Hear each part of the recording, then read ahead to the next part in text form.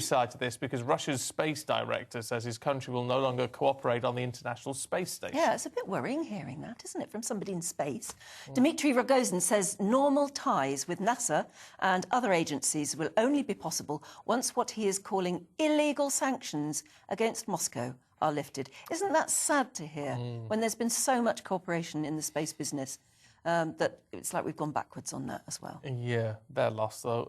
Let's talk to Per Wimmer, a founding astronaut with Virgin Galactic. Oh, it's always good to see you. It's been a year or two since our paths have crossed.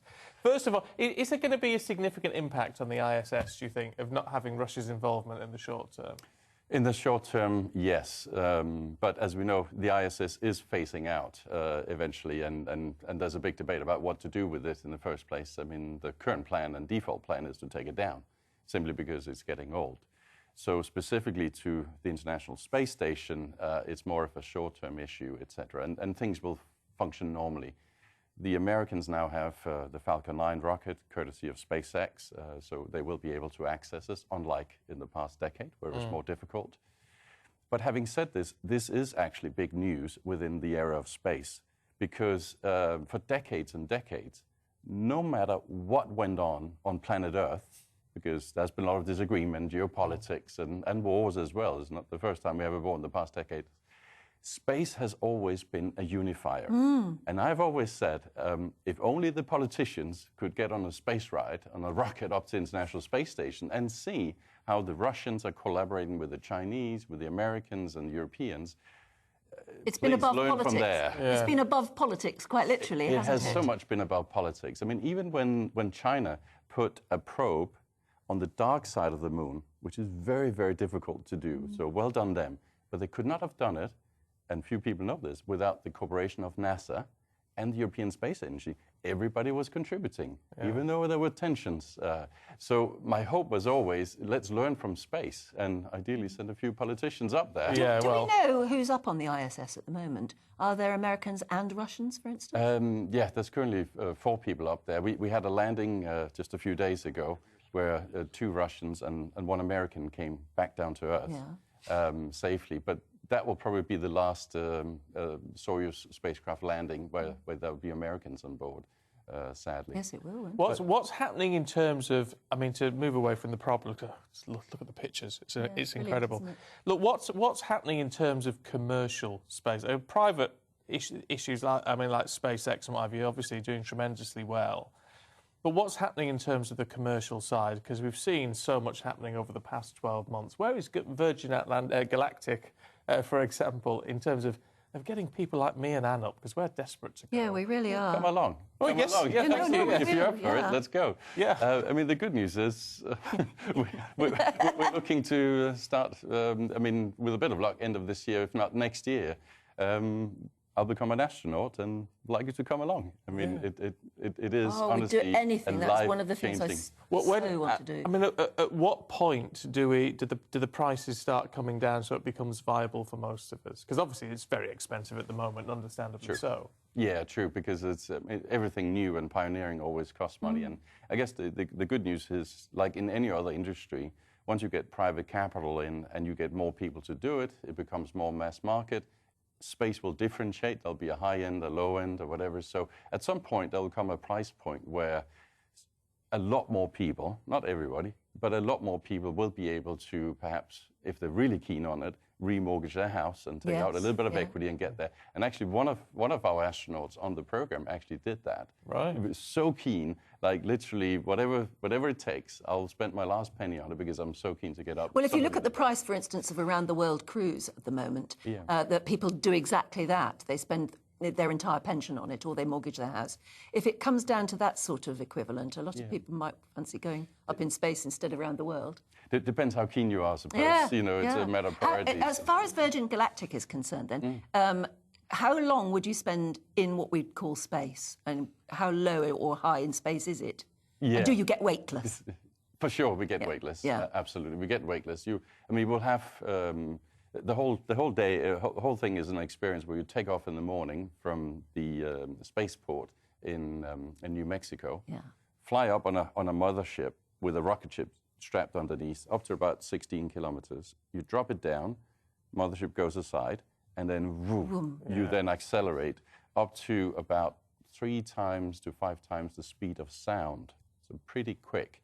Therefore, you get there pretty quickly. So within 60 seconds or so, you will be in space, and then we'll be floating around because you are sufficiently away from the Earth. Get that You're in space, and you are in zero gravity. And at that stage, the sky above you, as it were, or the space above you, turns from daylight, as it were, to black, does it? Yes, absolutely. You actually get that feeling. But you still have the sun. And I've actually been up, I've flown MiG fighter jets, actually, where I've been up to 80,000 feet, where you literally see the curvature of the Earth. And I've actually experienced that precise thing where you have the sun coming in, so it's daylight.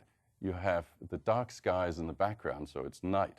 And it's really strange mentally to think about it. It can't be day and night. It's either one or the other. That's always how we've See, lived. what always piques my fancy, if you like, apart from the microgravity, which would be amazing, but is the ability to look into space with clarity, which we don't get on Earth, obviously, but to see stars and things, distant stars, but with that clarity, without the shimmer. The naked eye. Yes, exactly. And it is a transformational experience. I mean, I've spoken to so many astronauts, including the Apollo astronauts and stuff, and I can just see what it has done to them.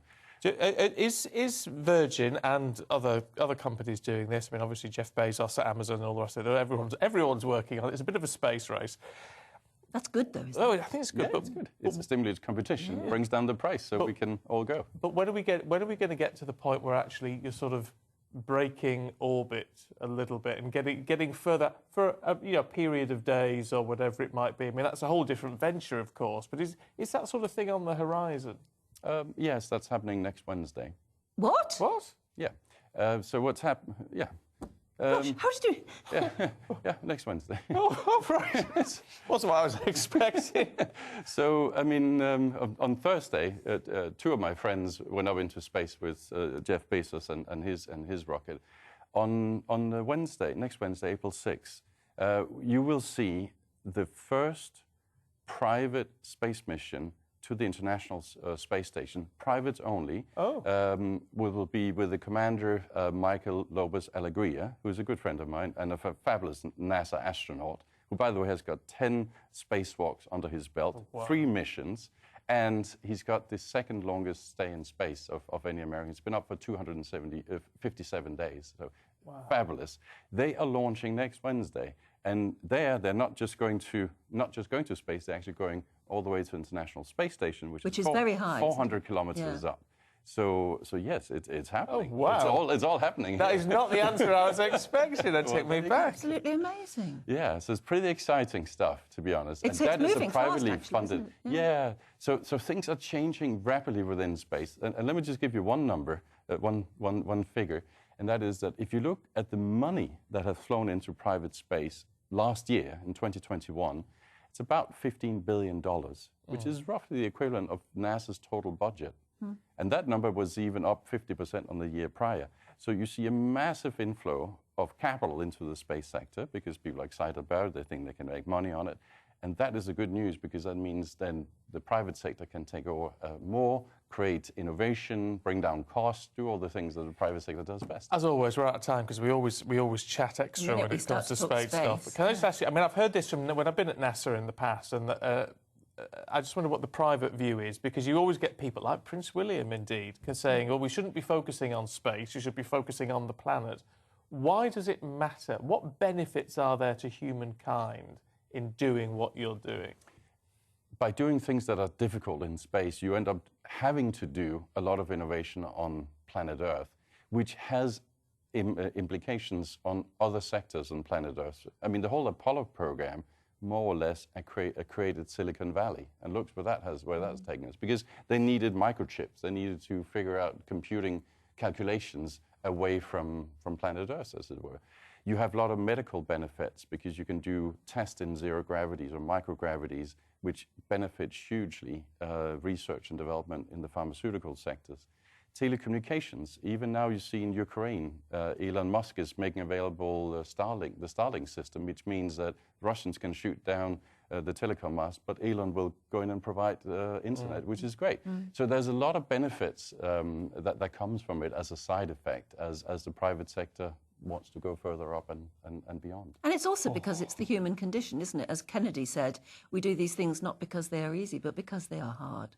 That's why we do it. Yeah. I'm an adventurer. I've traveled to 85 countries. I know. I live with the Indians in the Amazon, and space has got to be the new place, the new frontier. Well, don't forget, Per Wimmer, that you did That make you've that asked us now, invitation to yeah. us, and someone from Virgin Galactic, we take it that's a freebie.